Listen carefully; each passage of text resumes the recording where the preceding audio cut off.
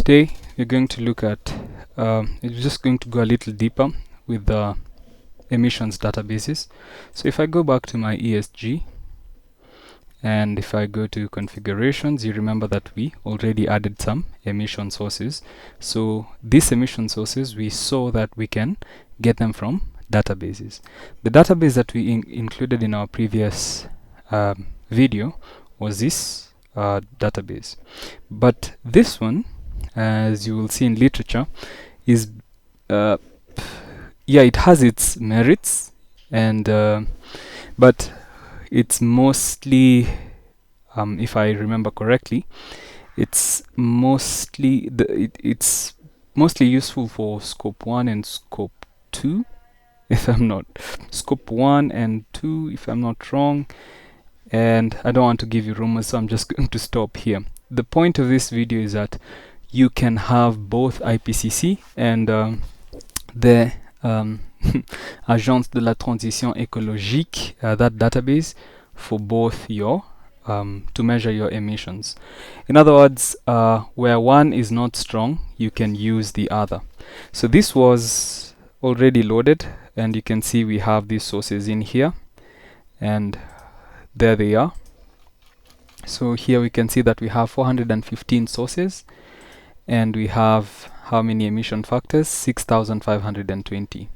So what I'm going to do, because for the ADEME is strong in some points and the IPCC is strong in others, and IPCC is more international, the ADEME one is mostly for France and Europe, so I would also include the IPCC database. So you'll see that it's possible to have both databases in one database. So one ODO database using two emission factors databases. So this one is going to take a bit of time, so let's just wait for it.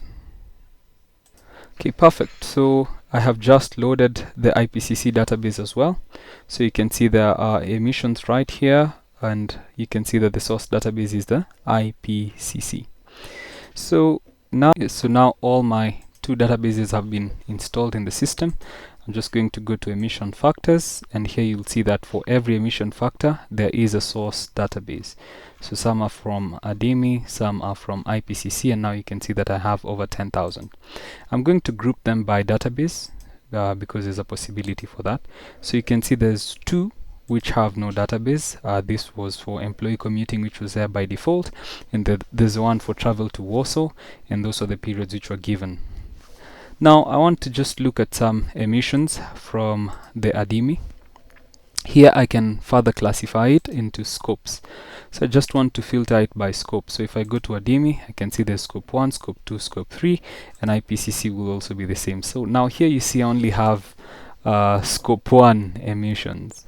So that tells me that if I want to use the IPCC database, the scope 1 would be quite interesting for me to use. And you can see the uncertainties here are 0%, whereas the total uncertainty for these emissions, scope 1, 2, and 3, that's a total uncertainty.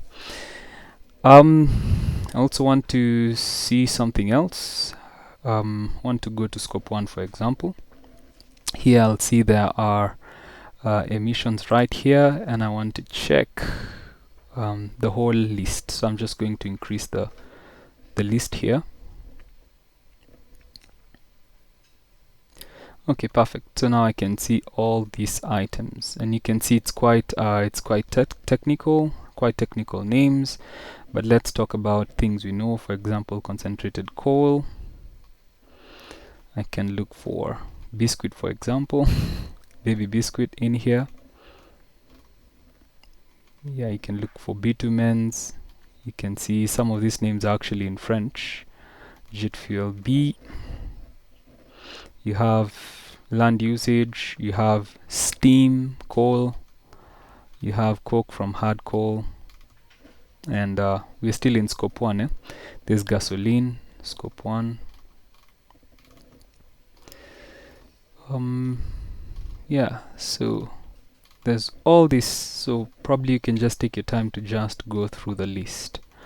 So this is all the emissions that we have. So these are the emission factors. So you can basically choose to use either or. So you can either use both the ADIMI, or you can either use the ADIMI one, or you can use the IPCC one. Now, for those who probably know more about this, I just want to show you how you can find the link to the IPCC database. So I'm just going to copy this link, and I'm going to search it on the net. So there are people who know essentially how to navigate this database. So basically, if you go to basic search, and here you can know what to do with this information. So you can see this is a EFID, this is IPCC 1996, IPCC 2006, what gas are we talking about, and then what region is affected, what's the value, what's the unit, and then what is the source of data. So that's basically how you can find what has been used.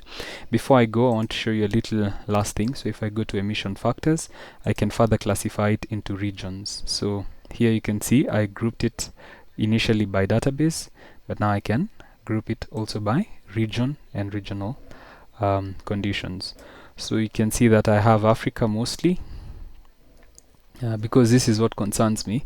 So if I look at Africa, I'm going to look for Kenya, for example, because that's the country I'm in, and I can see it right here. So if I check it, I can see that average growing stock volume, IPCC, and so you basically can see the emission factor, the emission in equivalent kilograms of CO2, and the uncertainty, and what database is associated. So it is possible to have both databases in the same Odoo database. I'll see you in the next one, where we are going to look at a few examples. Bye.